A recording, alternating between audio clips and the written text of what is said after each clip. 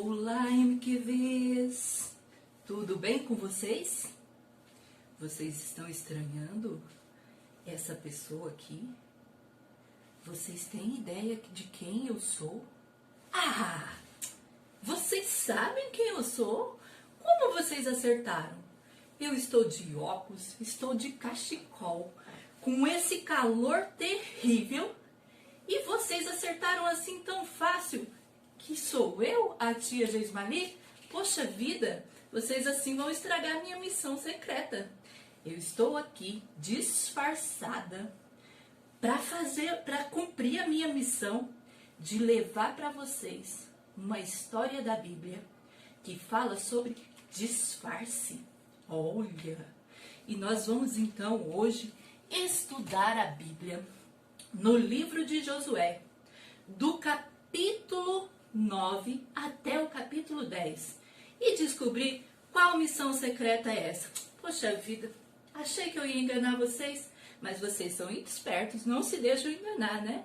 Rapidamente descobriram que era eu. O super-homem só usa um óculos e ninguém desconfia quem ele é. Eu aqui, com toda essa roupa, e vocês desconfiaram logo que era eu. Vocês são bons, hein? Mas então, o livro de Josué, as histórias que nós estamos acompanhando, conta sobre um pessoal que fez um disfarce. Vamos tentar descobrir qual é? Então, Josué, como vocês viram na história passada com a tia Juliana, ele estava bem feliz, porque eles haviam derrotado o povo de Ai. Claro, na segunda vez, né? Porque na primeira vez havia coisa escondida no meio deles que alguém, o Acã, havia trago lá da batalha de Jericó. Coisas condenáveis, coisas que o Senhor falou que não era para fazer. E ele havia escondido capa babilônica, algumas coisas debaixo da tenda dele, né? Mas ele foi descoberto. E depois que foi purificado o povo de Israel, então eles venceram a batalha de Ai. E então Josué estava muito feliz, certo de que Deus traria vitória para eles sempre, né?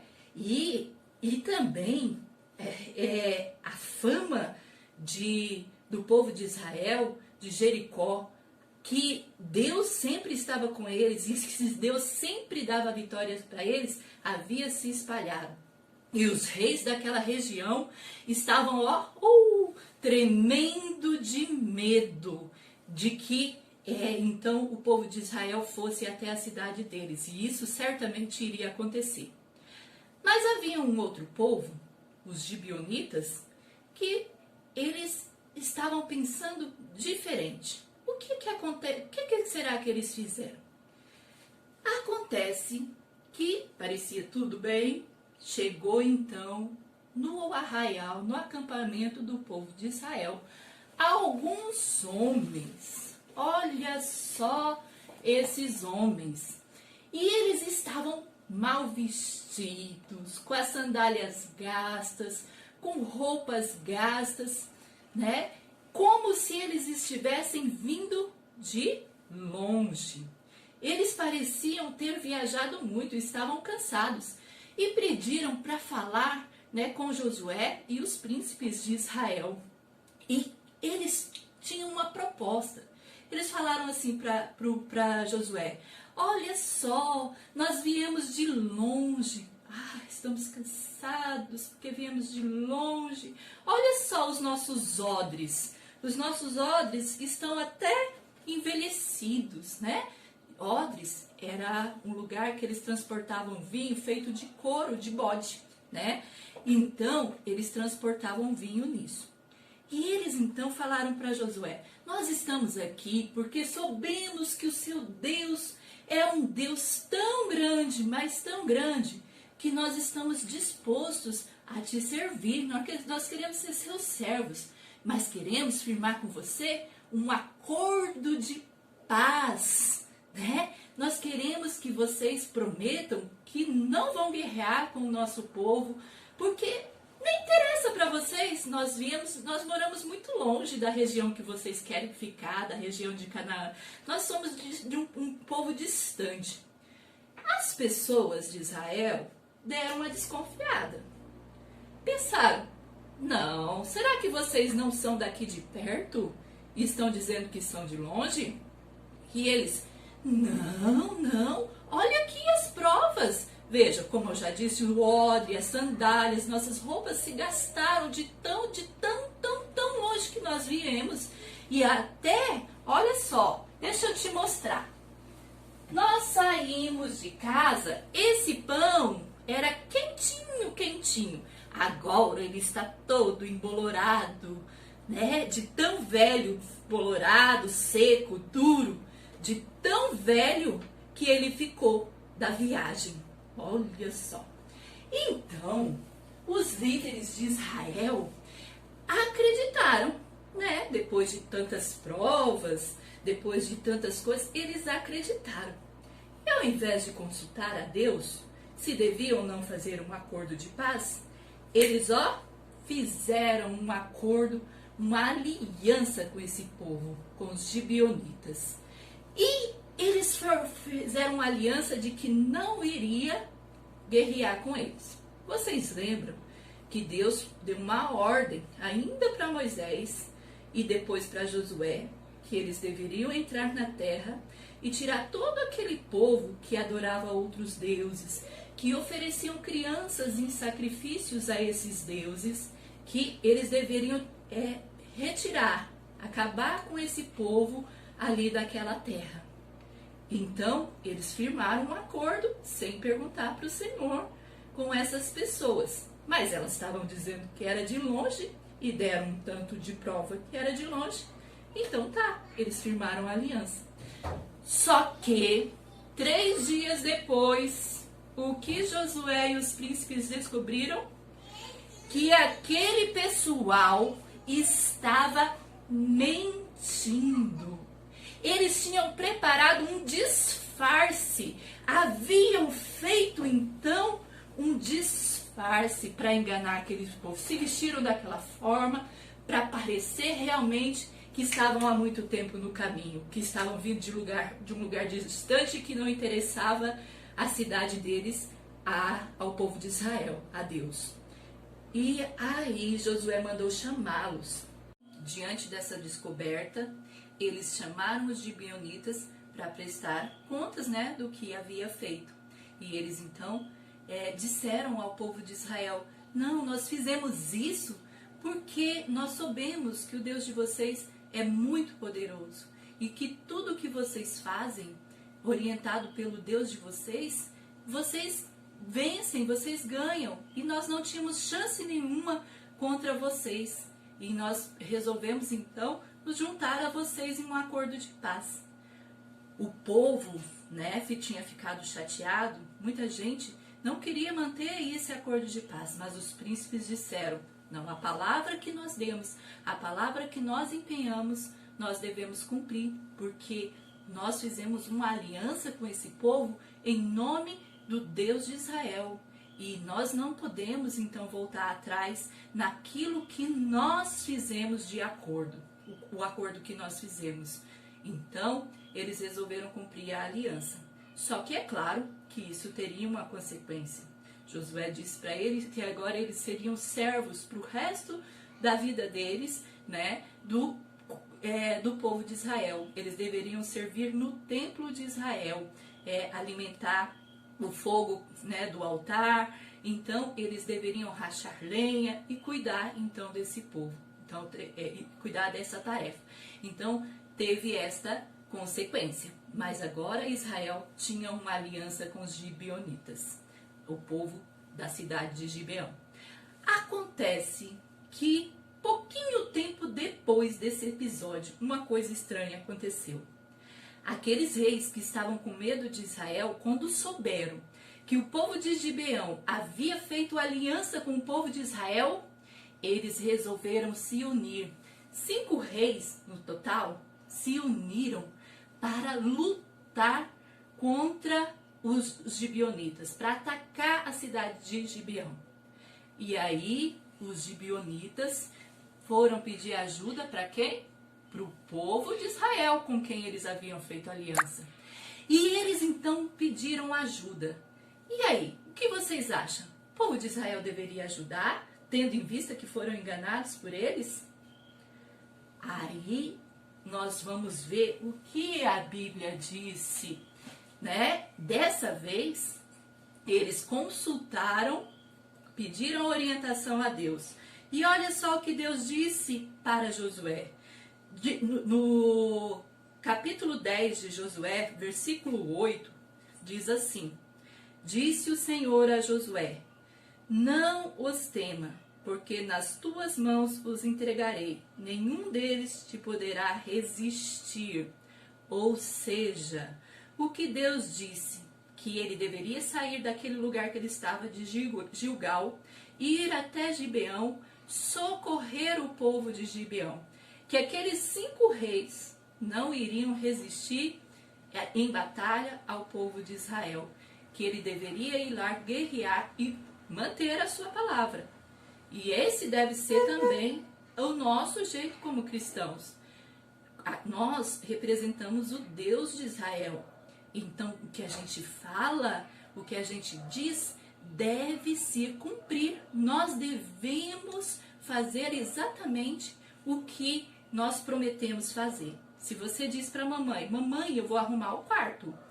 E aí, de repente, você fala: ixi, mas meu quarto está muito bagunçado, vai dar muito trabalho, eu não vou fazer. Você é um cristão, você é um filho de Deus. Você disse que ia fazer uma coisa, você deve fazer. Que a palavra do cristão é sim, sim e não, não. Aí então eles foram ajudar este povo. Acontece que, imagina, eram 5 reis. Foi uma batalha muito grande, mas Deus estava com o povo de Israel.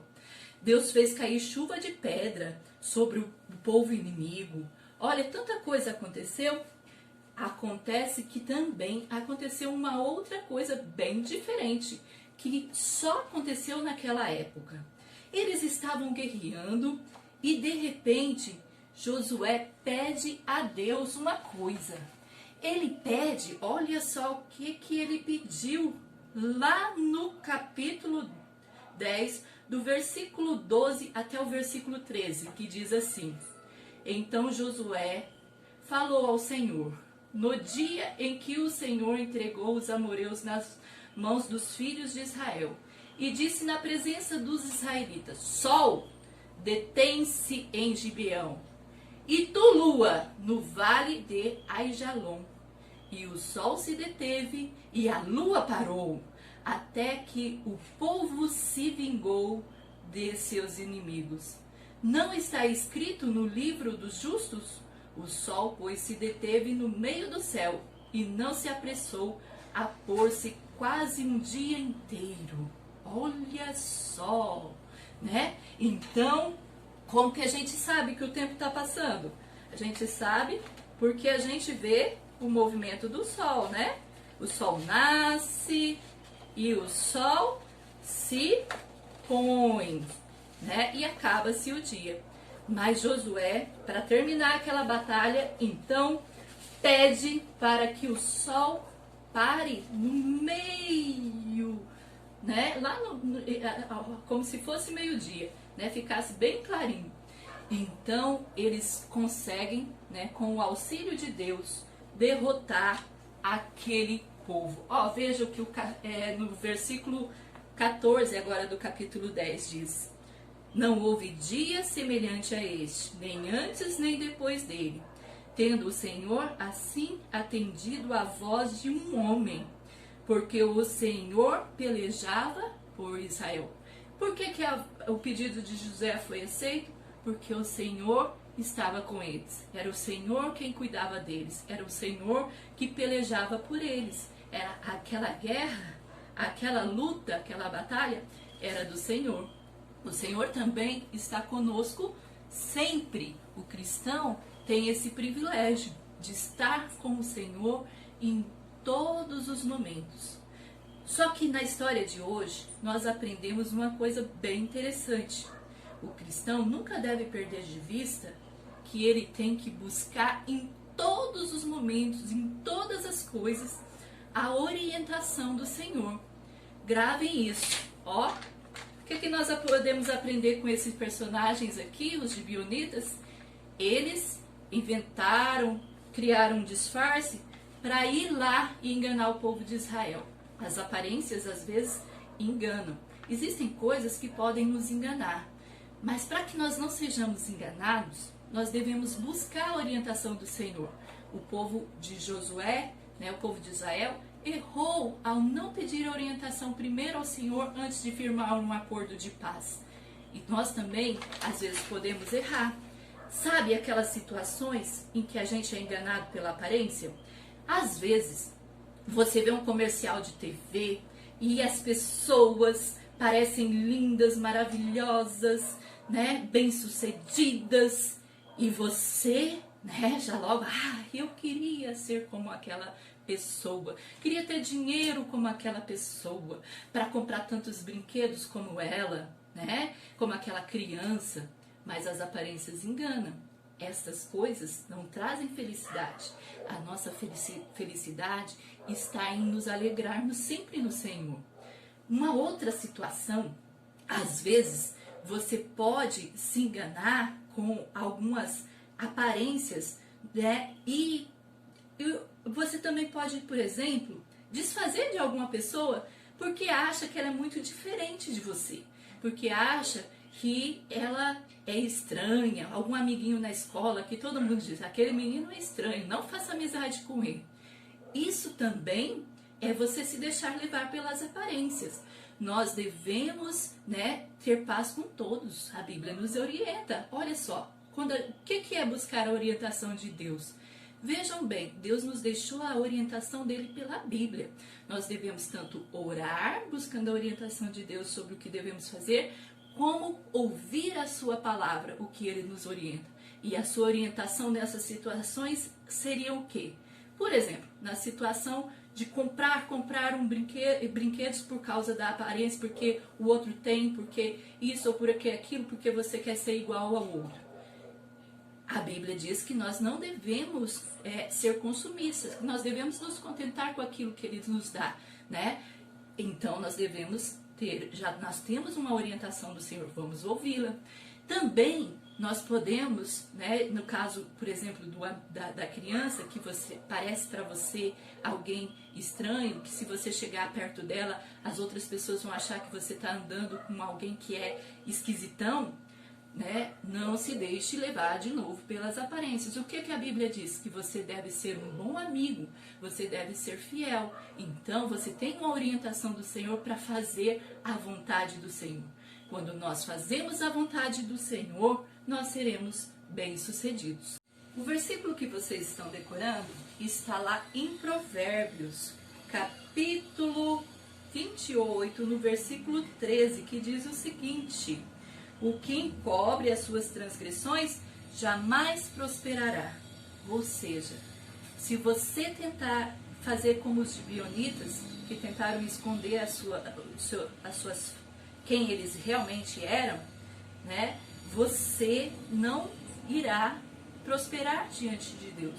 Mas você deve falar com o Senhor daquilo que você tem feito, daquilo que você tem feito de errado. Você tem se deixado levar pelas aparências. Você não tem buscado a orientação de Deus para realizar as suas atividades, nas situações que você vive, na escola, em casa.